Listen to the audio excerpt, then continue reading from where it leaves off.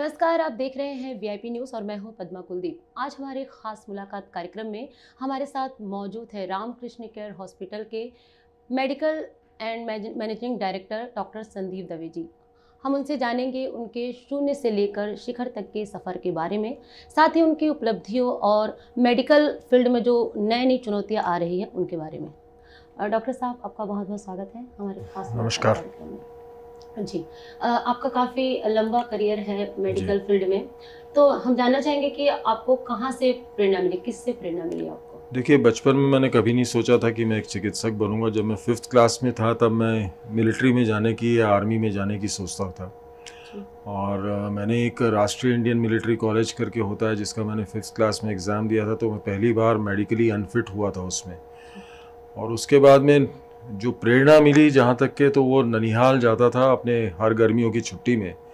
वहाँ मेरे मामा जो हैं, बड़े मामा डॉक्टर हरिहर त्रिवेदी, वो एक चिकित्सक थे और उनका मरीजों के प्रति जो सम्मान उनको मिलता था मरीजों के द्वारा और जिस प्रकार से वो प्रैक्टिस करते थे, उसको देख के वहीं से मुझे एक प्रकार से प्रेरणा मिली कि मुझे भी एक चिकित्सक बनना चाहिए। जी। और उसके बाद में मैंने 9th क्लास में बायोलॉजी ले ली, तो फिर उसके बाद कोई ऑल्टरनेटिव नहीं था इसके अलावा कि मैं मेडिकल प्रैक्टिस करूं। जी। आपने अपने दोस्तों के साथ मिलकर छोटापारा में एक क्लिनिक खोला था, स्मृति क्लिनिक। तो ये स्मृति नाम आपने कैसे सोचा? स्मृति ऐसा कुछ वो नहीं था, ये मेरे जो दोस्त जिनके सहयोग से हम लोगों ने स्मृति पॉलीक्लिनिक शुरू की थी, डॉक्टर राजेश त्रिवेदी, उनका ही द्वारा सजेस्टेड नाम था कि हम इसको स्मृति पॉलीक्लिनिक के नाम से शुरू करें। ऐसा कोई किसी के नाम पर या किसी उस पे नहीं था। हम सिर्फ अपनी स्मृतियों को जोड़ना चाहते थे जो हमने आज भी कायम रखी है। हमारी दोस्ती आज भी कायम है, आज भी वो मेरे अस्पताल से जुड़े हुए हैं और मैं भी उनके साथ में, क्योंकि हमने मेडिसिन की पढ़ाई एक साथ की। हम दोनों ने अपना करियर एक साथ शुरू किया छोटापारा मस्जिद में। जी। एज अ डॉक्टर और एज अ संदीप दवे, मतलब कैसा लाइफ स्टाइल है आपका? आप कैसे रहते हैं? मेरी दिनचर्या जो है मैम, वो करीब करीब सुबह 5 बजे शुरू होती है। मैं पौने 5 बजे के आसपास सुबह हर रोज़ उठता हूँ और उसके बाद में अपने घर से लेके श्री राम मंदिर जो है वीआईपी रोड पे, जी। वहाँ तक के मैं पैदल जाता हूँ और अपने घर वापस आता हूँ। उसके बाद में मैं कुछ देर जिम करता हूँ और करीब करीब 7:30 से 8 के बीच में मैं हमेशा अस्पताल पहुँच जाता हूँ। अस्पताल आने के बाद में सबसे पहले मैं राउंड लेता हूँ और उसके बाद में अपने ऑपरेशन थिएटर में बिज़ी हो जाता हूँ। तो ये चिकित्सक के रूप में मेरी जो लाइफ है वो जी। करीब करीब 7:30 बजे से शुरू होती है।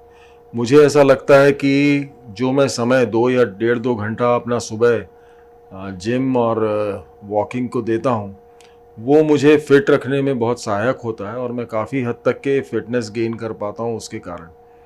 और मुझे एक एनर्जी प्रदान करता है, क्योंकि मेरा काम जो है वो किसी दिन 4 बजे तक, किसी दिन रात के 8 बजे तक, कभी-कभी ये भी हो जाता है कि मेरे को घर लौटते-लौटते 9 या 10 बज जाता है रात का। यह सफ़र आज आज से नहीं, कई सालों से चलता आ रहा है और यही आदत जो है कि जिम या एक्सरसाइज या वॉकिंग, इस प्रकार की जो मैं करता हूँ, ये लगभग आपको एक बात बताऊँ तो मैं 15-20 साल से इस प्रकार की एक्टिविटीज़ कर रहा हूँ और मुझे काफ़ी फिटनेस इसके द्वारा भी मिलती है। जी। 1992 में आपने अपने जो पुराने घर है बूढ़ापारा से आपने शुरुआत की थी और काफ़ी लोग जो है वो लाभान्वित हो रहे थे और लोग आज भी उसको याद करते। फिर आप इधर आ गए, तो इसकी कोई वजह रही? जब हम लोगों ने बूढ़ापारा में, मैं, डॉक्टर धाबलिया, डॉक्टर राजेश त्रिवेदी और मेरे कुछ और दोस्त, doctor Ajay Parashar, doctor S N Madaria, हम सब लोग सर्जन्स थे और हम सब लोग जब वहाँ पर प्रैक्टिस कर रहे थे तो कभी कभी जो मरीज रहते थे वो इतनी ज़्यादा तादाद में बूढ़ापारा में रहते थे कि हम लोग सीढ़ी के नीचे से लेके कॉरिडोर्स तक में बिस्तर लगाना पड़ता था। तो अगर वो 30 बिस्तर का अस्पताल था तो कभी कभी हमारे यहाँ पे 54 से 55 मरीज भी उस छोटी सी जगह पर एकोमोडेट हो जाते थे। उस जगह पर सिर्फ और सिर्फ एक ऑपरेशन थिएटर था और हम ऑपरेशन करने वाले 4 या 5 लोग थे। जगह की कमी हम सबको महसूस होने लगी। तब हमारी पत्नी, मेरी पत्नी जो समिधा दवे हैं, उन्होंने ये यहाँ पर 1 साल पहले ज़मीन लेके रखी हुई थी और उन्होंने ये सोचा कि एक बड़ा अस्पताल क्यों ना बनाया जाए जो कि एक प्योर सर्जिकल अस्पताल हो। बट जैसे जैसे लोग जुड़ते गए ये अस्पताल सर्जिकल अस्पताल से मल्टी स्पेशलिटी अस्पताल में कन्वर्ट होता गया। बूढ़ापारा का जो मेरा 12-13 साल का सफ़र रहा है, वह सफ़र मैं अपनी ज़िंदगी में कभी नहीं भूल पाऊँगा, क्योंकि वह एक ऐसी ज़िंदगी थी जहाँ पर मैं कभी भी किसी भी मरीज़ को, जो कि मैं आज भी कोशिश करता हूँ पर सफल नहीं हो पाता हूँ, क्योंकि इस अस्पताल में खर्चे हमारे बहुत ज़्यादा रहते हैं हर मरीज़ के इलाज में, और खर्चों की बढ़ने के कारण हम कोशिश तो करते हैं पर कभी कामयाब होते हैं, कभी नहीं कामयाब होते हैं। बूढ़ापारा में ऐसा नहीं था। बूढ़ापारा में हम जो भी मरीज आए, जो भी पैसा दे, कितना भी पैसा दे, हम कोशिश करते थे कि हम उसकी सेवा कर सकें। हमारे दरवाजे से हम किसी को लौटने नहीं देते थे, ये हमारा प्रयास रहता था। जी, जैसे राम केयर जैसे बड़े अस्पताल को संचालित करने के लिए आप कैसे मैनेज करते हैं? किसी से जैसे मदद भी लेते हैं तो ये इसका प्रभाव कितना पड़ता है रिश्तों में? देखिए, ये सवाल डेफिनेटली बहुत आज मैं बोलूँगा कि महत्वपूर्ण भी है इसका प्रश्न का उत्तर देना, क्योंकि आज जब बड़ा अस्पताल हो जाता है तो हमारे खर्चे भी बहुत ज़्यादा बढ़ जाते हैं। आज अगर आप मानेंगे नहीं कि इस अस्पताल में 2000 लोगों को व्यवसाय मिला हुआ है करीब करीब, चाहे इस अस्पताल के अंदर हो चाहे अस्पताल के बाहर हो। इस अस्पताल में जो व्यवसाय जो हमने दिया है वो किसी भी छोटी इंडस्ट्री में भी उतना लोगों को व्यवसाय नहीं मिलता जितना इस अस्पताल में हम लोग दे पा रहे हैं। और रायपुर के सभी अस्पताल इस प्रकार से लोगों को व्यवसाय की सुलभता उपलब्ध करा रहे हैं, और इसके कारण से आपका जो एस्टेब्लिशमेंट कॉस्ट है वह काफ़ी बढ़ जाता है, और एस्टेब्लिशमेंट कॉस्ट बढ़ जाता है, फिर आपको कुछ ना कुछ आपका मद जो खर्चे का मद होता है वो आपके मेंटेनेंस और बाकी सारी चीज़ों में भी बढ़ता जाता है, क्योंकि जो इक्विपमेंट्स हैं वे काफ़ी कॉस्टली होते जा रहे हैं। दिन पर दिन उनकी जो कॉस्ट है वो काफ़ी बढ़ते जा रही है। दवाइयों का खर्चा भी काफ़ी बढ़ता जा रहा है। आज की तारीख में किसी ज़माने में जो एंटीबायोटिक आज 50 रुपये में मिल जाती थी, 100 रुपये में मिल जाती थी, वह एंटीबायोटिक 300-500 रुपये में मिलने लगी है, या 1000 रुपये या 2000 रुपये या 5000 रुपये में भी मिलने लगी।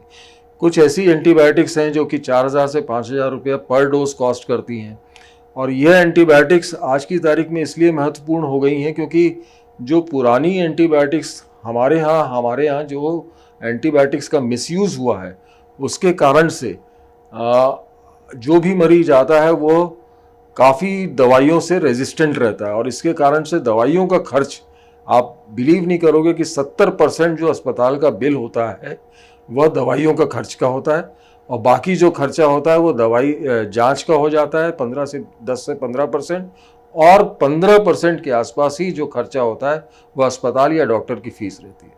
जी, सेहत से जुड़ी कुछ ना कुछ खबरें सामने आती रहती है, तो हम जानना चाहेंगे कि जैसे आपकी सेहत से जुड़ी कुछ खबरें आती है तो कोई मिरेकल है या कोई राज है कि आप उसी शिद्दत के साथ फिर से अपने काम को अंजाम देते हैं? देखिए, मैं जहाँ तक कि आपको एक चीज़ बताऊँ, मेरे ख्याल से शायद 2018 के बाद में मैं अब बीमार नहीं पड़ा हूँ। लोगों के मन से ये भ्रम दूर करना चाहूँगा। सिर्फ 2015 से 2018 के बीच में 3 साल जो थे वह मेरी ज़िंदगी के सबसे कठिन साल थे। मैं एक बहुत रेयर बीमारी से जूझ रहा था जिसको ट्रैकियोब्रोंकोमलेशिया या एक्सेसिव डायनेमिक एयरवे कोलैप्स बोलते हैं। इसका इलाज सिर्फ बॉस्टन में ही एक सर्जन है डॉक्टर गंगाधरन, वे ही इसके ऑपरेशन में महारत हासिल रखते थे पूरे विश्व में।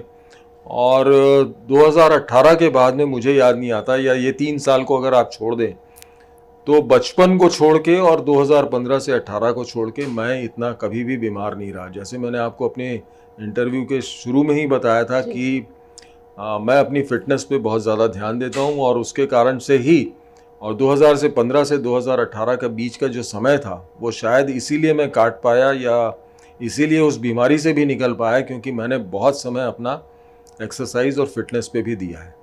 जी, अक्सर इलेक्शन के समय सुगबुगाहट होती है कि आप कहीं राजनीति तो ज्वाइन नहीं करना चाहते, तो इसको लेकर आप क्या कहना चाहेंगे? राजनीति मेरे ख्याल से ज़िंदगी में अगर आखिरी भी मेरे लिए ऑल्टरनेटिव होगा तो भी मैं शायद उसको नहीं चुनूँगा।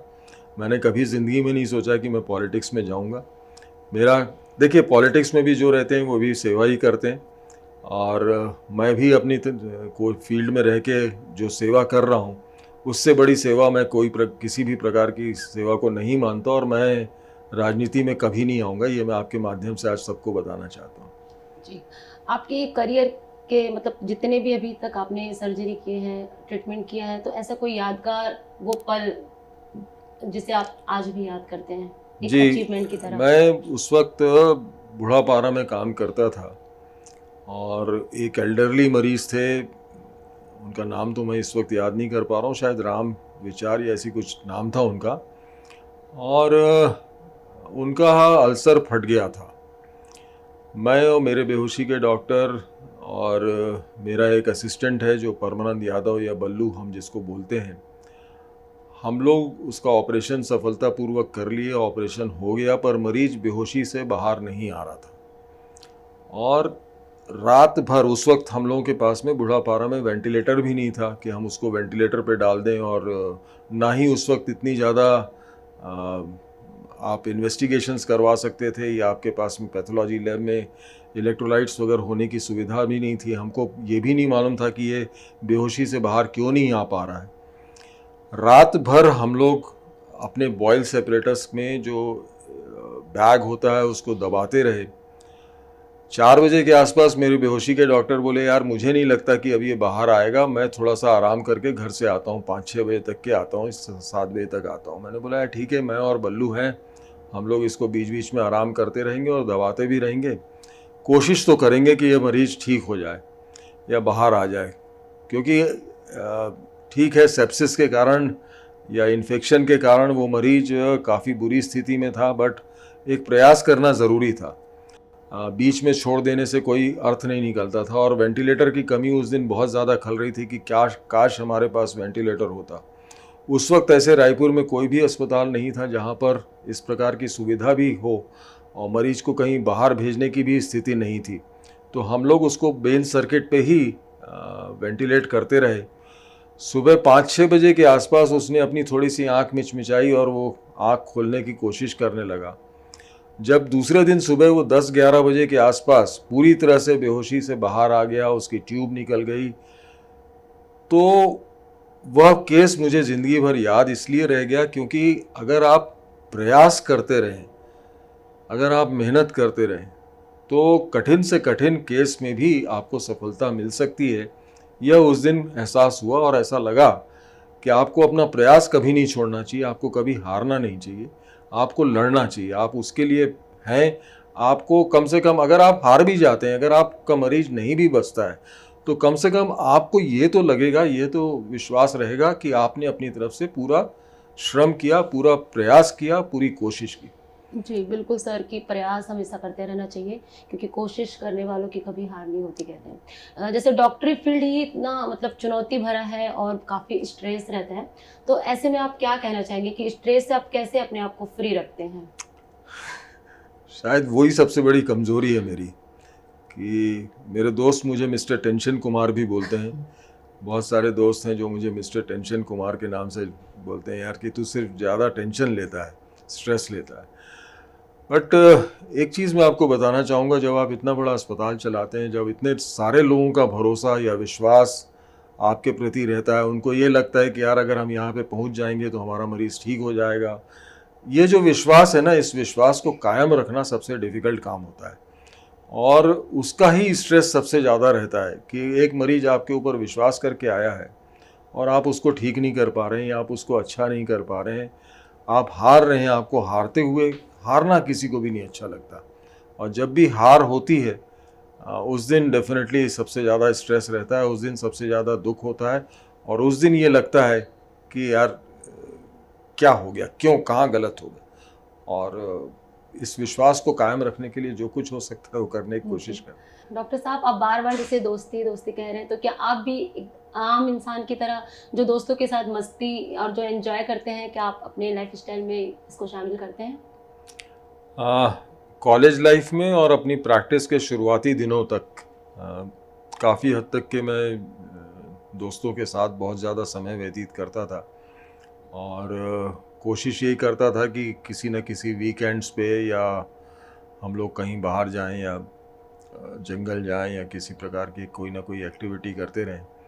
दोस्तों के साथ डेफिनेटली समय बिताना सबको अच्छा लगता है, पर जैसे जैसे व्यस्त होते गए, जैसे जैसे समय अस्पताल में ही ज़्यादा लगने लगा, वह पार्ट मैं थोड़ा सा आज की तारीख में मिस करता हूँ। कल ही मेरे एक दोस्त हैं डॉक्टर सज्जाद नकवी, जो कि आईपीएस हैं और एडीजी हैं मध्य प्रदेश में, वो भी रायपुर आए हुए थे। तो मैंने उनको यही बोला, यार अगर आप लोग इस बार बैठोगे तो मुझे ज़रूर बुला लेना, क्योंकि बहुत दिनों से मैं कभी दोस्तों के साथ बैठ नहीं पाया हूँ।